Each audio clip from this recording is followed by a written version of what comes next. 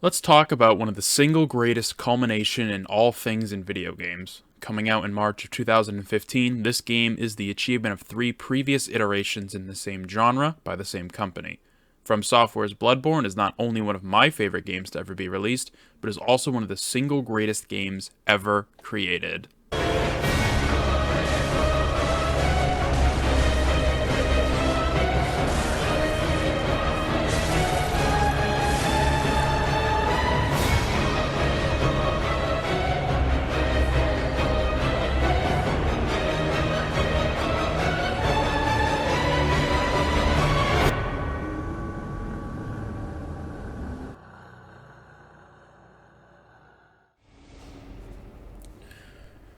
Coming out after the release of Demon's Souls, Dark Souls 1, and Dark Souls 2, Bloodborne was a reinvention of From Software's gaming formula.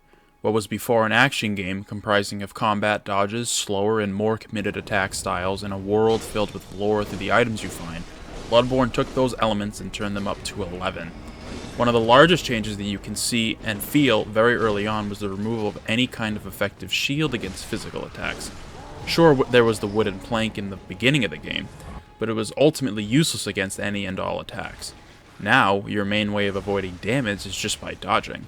But dodging has been ramped up. It's faster and requires less stamina than previous games.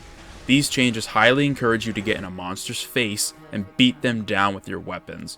Ferocity and leaving no enemy alive are the core elements going into this much more primal-like combat style. You're also given a gun in your offhand in order to parry enemy attacks and riposte them for massive damage. Most enemy attacks, even the larger monsters in the game, can be parried. It all boils down to some effective timing and enemy attack reading.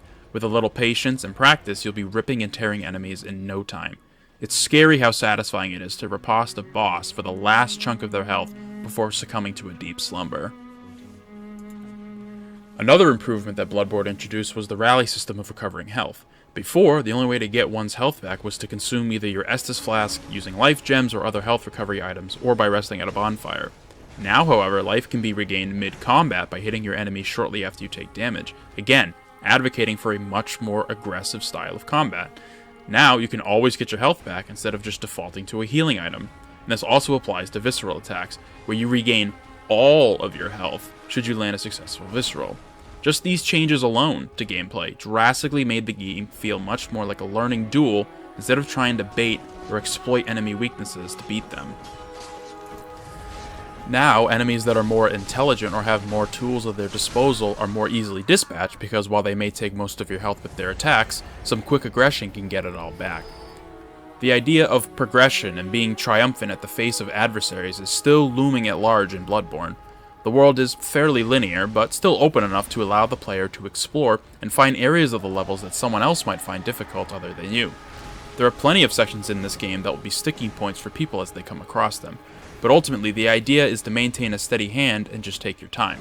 Don't get frustrated if you succumb to the city of Yharnam or anywhere else in the game. It's just the world of Bloodborne's out to get you. It's just the way it is. And speaking of the world, it's filled with an incredibly dense and detailed Gothic Victorian style of world building that slowly falls apart into an eldritch god-induced nightmare. The world around you in the game drips and oozes lore, each building telling a story, even if the inhabitants of it have turned into the thing you sought to scourge the world of. There are a handful of NPCs that can be discovered on your journey across Yharnam, each with their own story to tell, should you lead them back someplace safe. And of course, not every NPC wants to be your friend, or even talk to you for that matter. It's just another layer of complexity to the world that makes it much more rich and interesting than other games out there right now. And of course, it wouldn't be a conversation of Bloodborne without talking about the score of the game. Each track that coincides with a boss fight is hauntingly beautiful, and truly encapsulates the boss it plays with.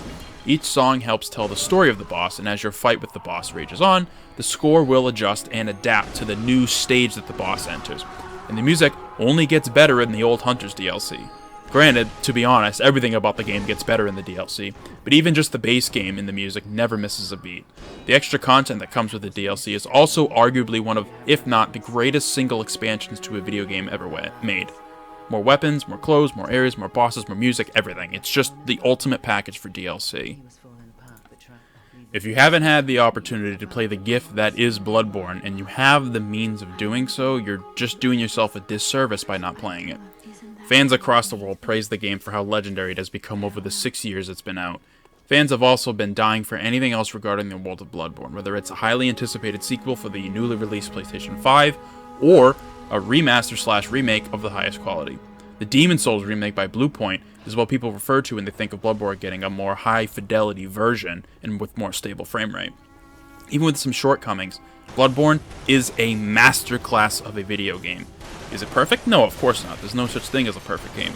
But Bloodborne does go above and beyond the Call of Duty. It's a masterpiece, a magnum opus of modern-day video games. Thank you for taking the time out of your day to watch this video, and I hope to see you in future ones.